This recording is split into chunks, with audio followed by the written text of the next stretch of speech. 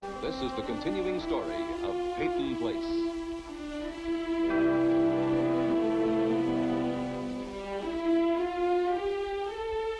Starring Dorothy Malone as Constance Mackenzie, Ed Nelson as Michael Rossi, Mia Farrow as Allison Mackenzie, Ryan O'Neill as Rodney Harrington, Barbara Parkins as Betty Anderson, Tim O'Connor as Elliot Carson, Christopher Conley as Norman Harrington.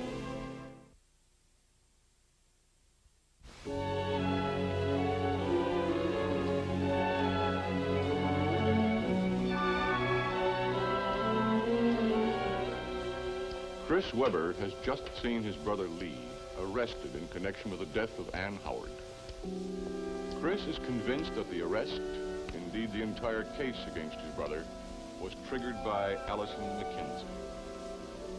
Allison came to the Webber house thinking she'd be able to talk to Chris to apologize to him. But now, seeing him, she can't.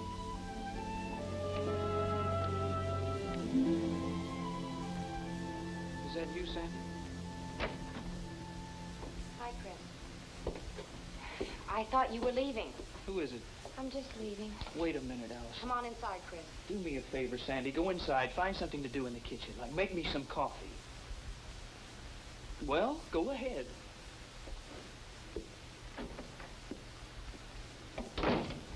Allison? I'm still here. I can't very well run away, can I? You want to? Yes, I do.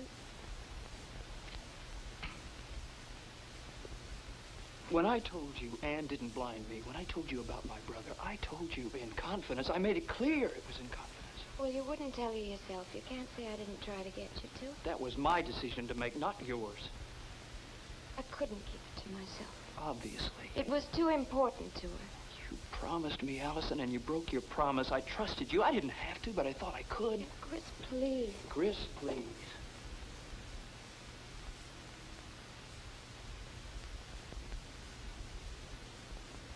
I'm not trying to defend myself, but I think some things are more important than promises. Which gives you every right to break your word. You would have done the same thing. Not a chance. It was the only right thing to do. The only right thing to do, sure. For Allison Mackenzie, whose opinion is the beginning and end of all morality, law, and justice, right? My gosh, you're incredible. No, you're marvelous. Stop. I haven't even started yet. I don't want to hear the rest. Well, that's tough. You want to hear a funny story?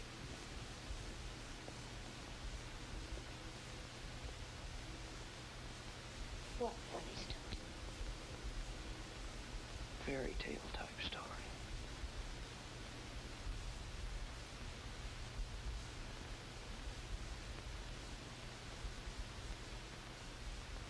Once upon a time, about 10 million years ago, it seems.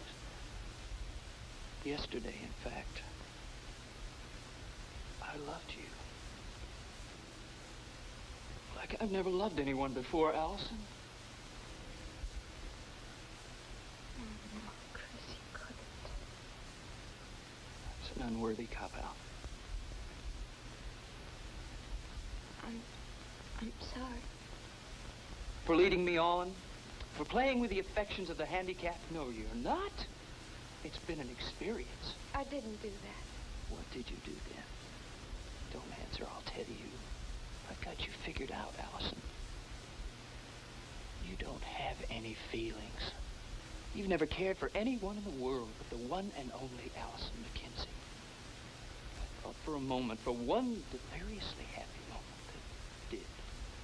I even thought that you preferred me to the rich, the handsome, Mr. World on a string, Rodney Harrington, which you didn't. But do you know the funny thing? You didn't really care for him either. Shall I tell you why?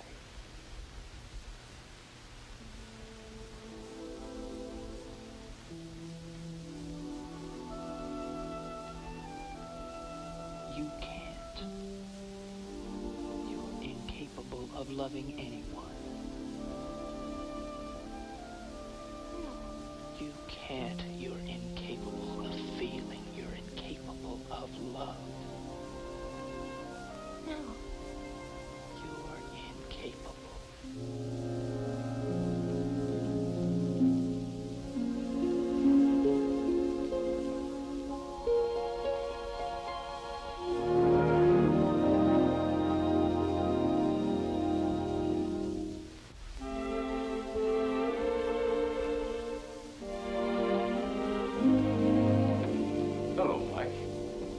Oh, hi. I want to thank you for coming to the funeral today. Thank Connie for me. It was very kind of both of you. Well, that was no favor, Mike. We both liked Anne very much. What have you come to tell me? What action have the police taken? Well, Sergeant Goddard has told me that Lee Weber's been booked as a suspect in connection with Anne's death.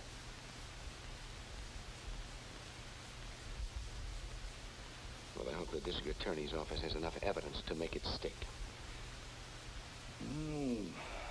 Fowler is not the kind of a man who would go out on a limb unless he was, pretty sure that he had a good case.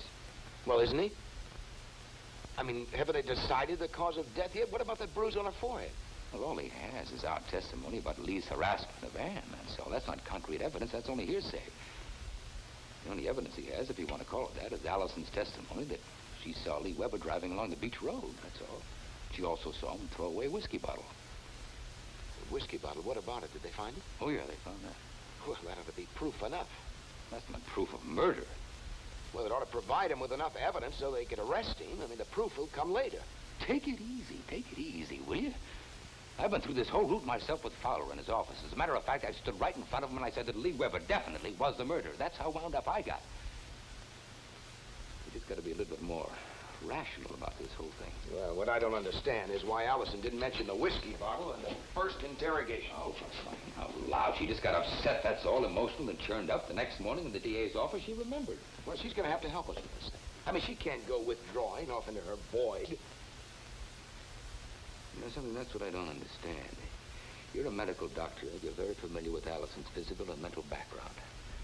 See, the thing is, Mike, you're so wrapped up in how you feel and what you think that you've forgotten about Allison. You've forgotten about what she did, about what she saw, about what she felt, what she went through, and how she felt about Ann Howard, who was a friend of hers. You can lose yourself in this work in the hospital here, but Allison can't. Allison's constant companions are these very frightening thoughts, and I'm worried about her, Mike. I think I have good reason to be. I know, I'm sorry. I haven't been much help with her. Yeah, well, this whole thing has been an impossible experience for all of us anyway. Well, she's upset and exhausted. She's young and healthy, and she'll come out of it. Yeah, maybe. With time, yes, maybe she will. Well, that's all any of us have working for us now. Time.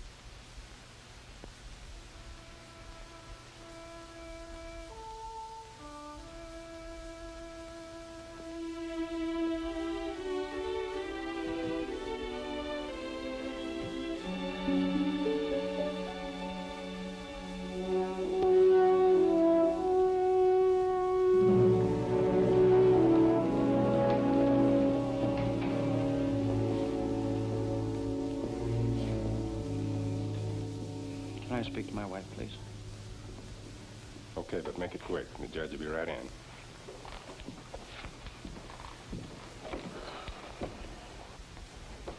What did you find out? Allison saw you on the beach. She says it's her word against mine and yours. She says she proved it to the police. I don't know how. She's bluffing. Court will come to order.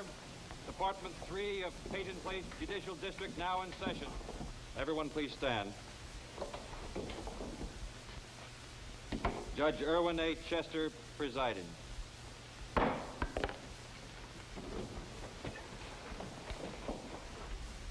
The People versus Weber. Lee Weber?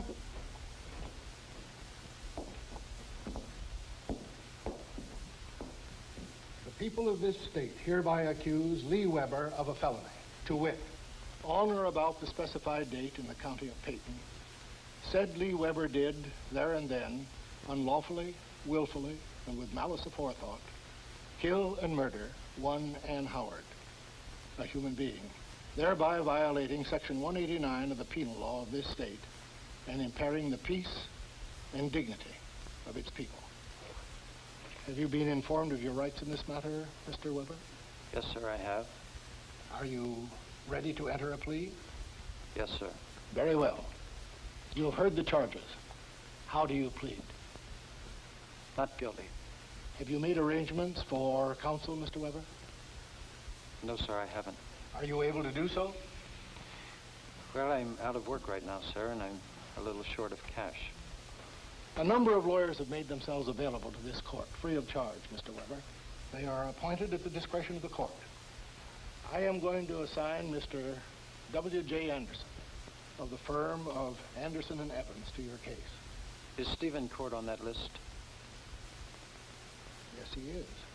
I'd like to have him defend me, sir, if it's possible. If I were willing to entertain this proposal, what are your wishes in the matter, Mr. Cord? I'm afraid my personal involvement in the case would contraindicate defense of Mr. Weber, Your Honor. I see. Thank you, Mr. Cord. Pardon me, Your Honor. Can I talk to Mr. Cord for a minute? It's very important to me. Well, it's a little irregular, but in view of the grave nature of the charge, I shall allow it. Please make it brief. Court will recess for 5 minutes. Thank you, sir.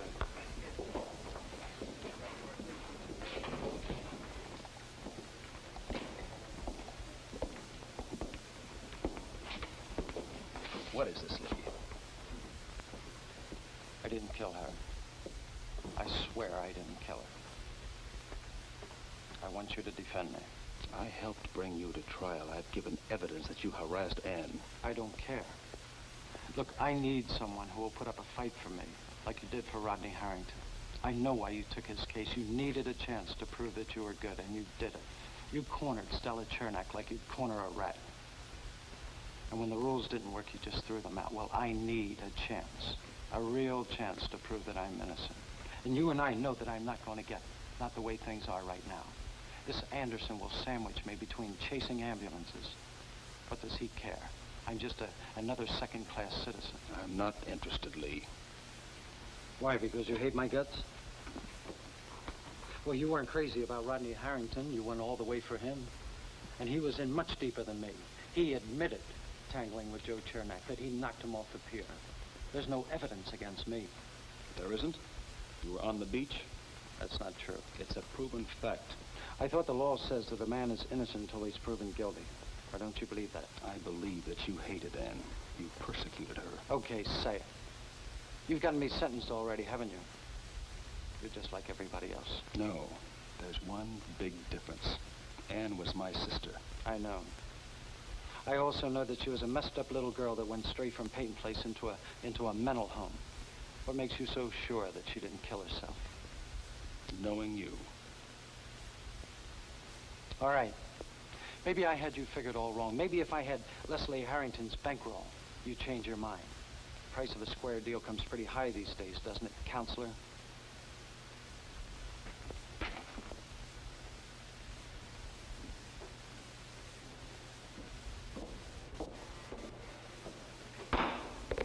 Court will resume. Well, Mr. Weber, do you wish court to furnish counsel? Yes, sir, I do. Very well. Mr. Anderson will contact you in the morning.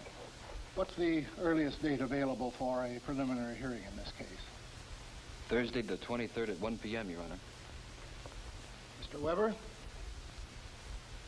I hereby remand you to the sheriff of Peyton County, who is ordered to bring you to this court on the aforementioned day and hour for a preliminary hearing in the charges against you. Court is adjourned.